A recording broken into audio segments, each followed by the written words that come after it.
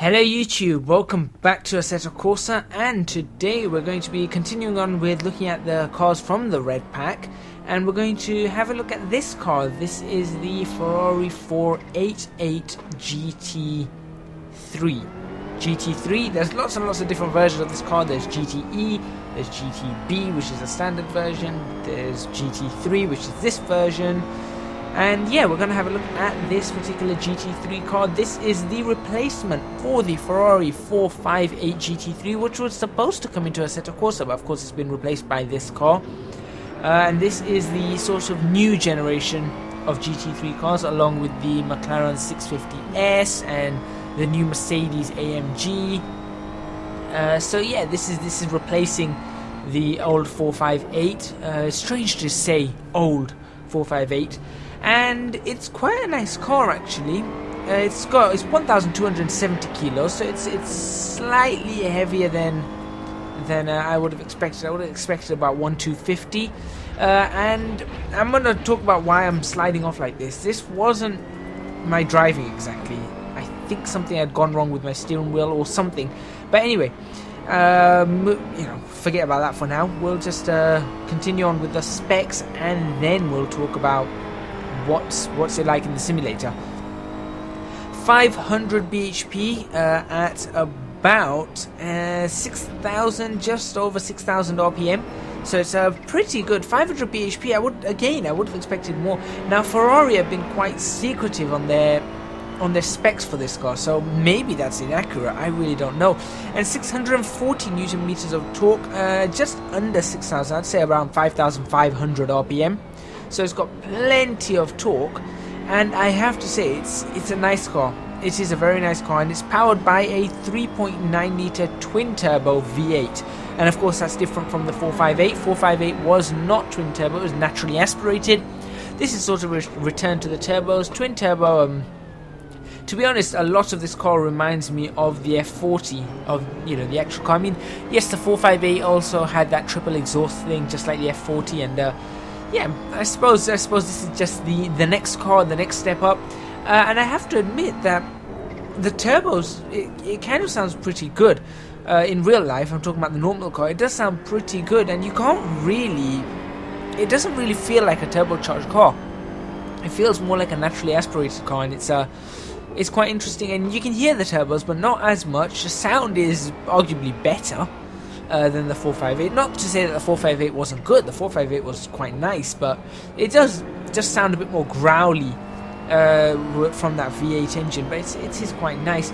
Back to this car, the GT3 car made its debut in the Australian round of the GT3 Championship, which was round 2. It was also the support race to the Australian GP earlier this year, talking 2016.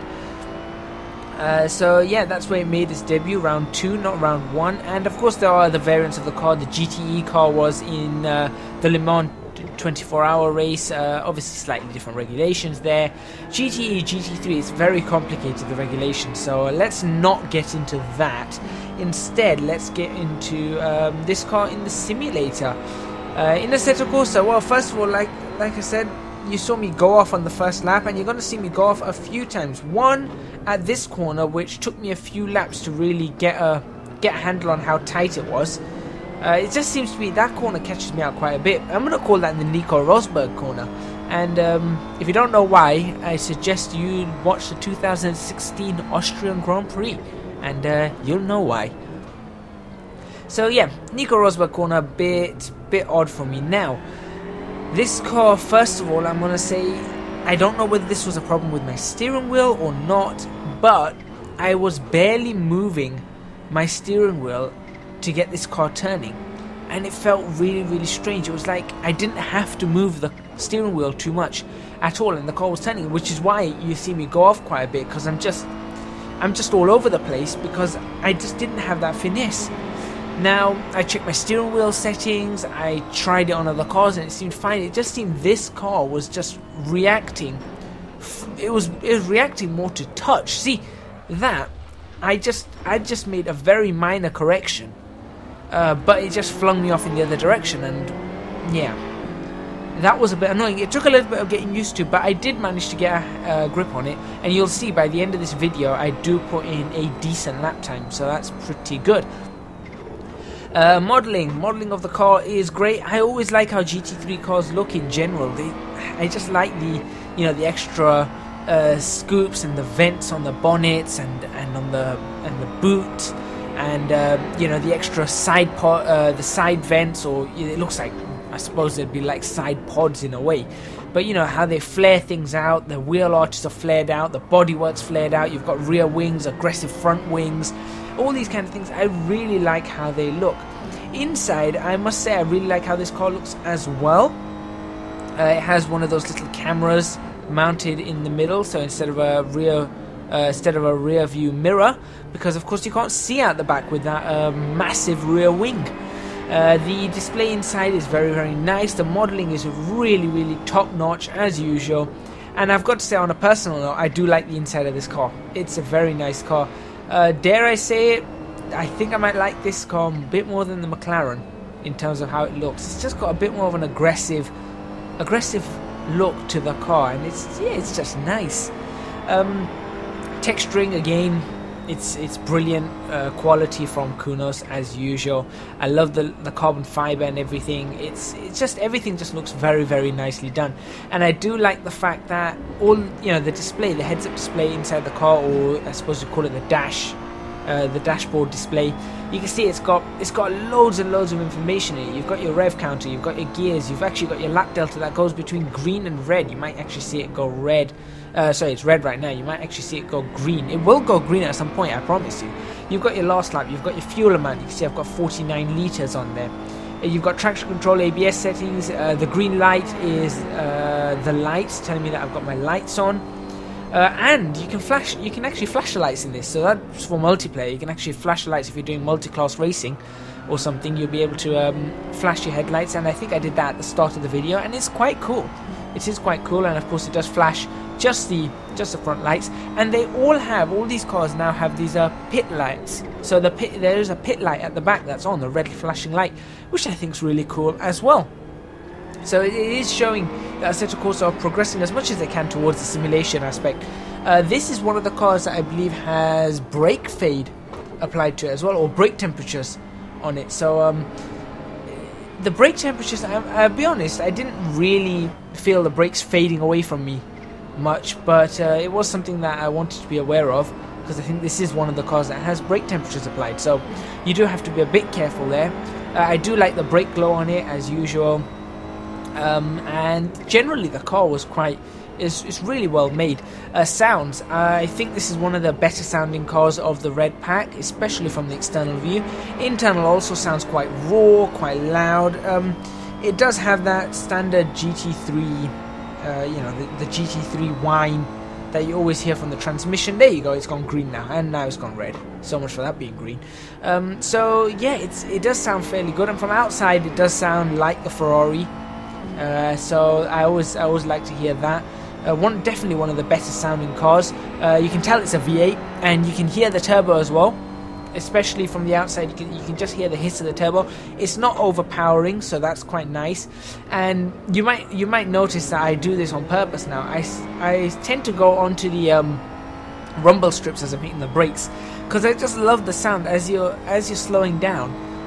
The actual pitch. That, as it just, the pitch actually starts dropping as you're going across these. There you go, you can see it's gone green now. So yeah, it's very, very nice car in terms of sounds and looks and you know, texturing. It's really nice. I love having this as an addition to Assetto Corsa, because it means that there's just more cars to the GT3 lineup. And to be honest, I think you only we've got the Lamborghini. I think just put in the, if they just put in the Porsches when the Porsche comes around, put the Porsche GT3 car in, and I think we've got a stellar GT3 lineup. We've got the Audi, R8, we've got the Mercedes, both the SLS and the AMG. We've got the McLaren, both the 12C and the 650S. We've got the Nissan R35 GTR. We've got this car, the Ferrari 488 GT3. We've got the BMW Z4. That's going to be replaced by the M6. So that's actually coming to Assetto Corsa as well. We've got an M6 GT3 car coming in. That's going to replace the Z4. So we've got that one coming in. And we just need the Porsche. And you're going to have a really good lineup, which I think is absolutely fantastic. I'm really, really happy about that. And I swear I've missed one car. But I can't for the life of me think about what it is right now. Anyway, last few minutes I'm going to talk about the physics. I said this car was kind of difficult to drive because I don't know whether my steering wheel was playing up or whether it is this car. But it's very agile. I'll tell you now, the car is very, very agile. It corners fairly flat, as you'd expect from a GT3 car. It does corner flat. The power, as you come out the corners, I did notice that the moment you put your foot on the accelerator, it starts understeering. It really starts pushing the car out towards the edge. So I think this car, unlike the McLaren, which obviously I'm comparing it to because I've driven the McLaren a lot, when you put your foot on the accelerator in the McLaren, it tends to hold the line as I spin out again. Again, this is just predominantly due to just not being able to do much because of how it was just crazy how reactive my steering wheel was. But anyway, the McLaren, as you go around corners, when you start putting your foot on the accelerator, even if you put half throttle, it doesn't actually push you out. This car did genuinely push out every single time as I lose it. Again, that's dirty tires. That was just my fault. Should have realized dirty tires. So it does tend to push out. But apart from that, it's kind of fine. Now you're going to see that this lap's a bit of a mess, but the next lap is actually going to be a good one. I've put everything together. I've decided, okay, I know what's going to happen. I know how this car drives. Let's get a good lap in. Is it the next lap or the lap after, actually? One or the other. It may be the next 2 laps. I really don't know. Huh. I think it is the next lap. Anyway, yeah, so like I was saying, it's a really good car, but it does tend to push out. So ideally what you want to do, you want to get it tight into the corners and then allow it the space to push out. So when you put your foot down, it does start pushing out towards the edge, but it's got that space. So you really do need to take it tight into corners, in my opinion, anyway. Other people might drive it differently. Of course, with different setups, you might get it differently. But like you see, it's very, very agile. Even the slightest turn for me was... it really was turning in very, very well. The rear end does tend to get a little bit loose on turn in, but it's nothing that you can't handle. Because it's a rear wheel drive, of course, you're going to get under power. You do have to also be a little bit careful that if you're still steering a bit too much, you're going to get some spinning. Oh yeah, there you go. Speak of the devil. So yeah, you just need to be careful about that. Overall, I do like this car. I really do like this car. I'm gonna give it I think I'm gonna give it a 9 out of 10 as I start my final lap. This is the fast lap coming up. I'm gonna give this car a 9 out of 10. It's a really nice car to drive. I love the fact that they've just added another GT3 car to the lineup.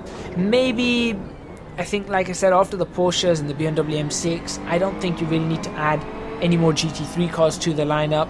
I think that's going to be the bulk of Assetto Corsa when it comes to racing, whether it's endurance racing or whatnot. You've got all these GT3 cars, unless Ford do a the new GT40, or is it GT? Ford GT40. If they do a version of that, the GT3 version, I don't know whether they've got one. That would be kind of nice to add to the lineup, but that's about it. But as you can see, I am definitely in the green now, as I'm actually getting to grips with the car, and I'm actually going to do a fast lap. So that's where I'm going to end the video. You can see the brown bull at the Red Bull Ring. Thank you very much for watching. Please remember to hit the like button if you like this video. Subscribe to our channel for more videos on Assetto Corsa. Leave a comment in the comments box below, and do check out my Patreon scheme, links to which are in the description box below. And next week, I don't know, I might check out the Maserati Formula 1 cars. Might check out, well, there's only Maseratis left, so it's going to be a Maserati next week. Whether it's going to be 1, 2, or whether it's going to be the SUV or not, I don't know. You guys will have to tune in next week.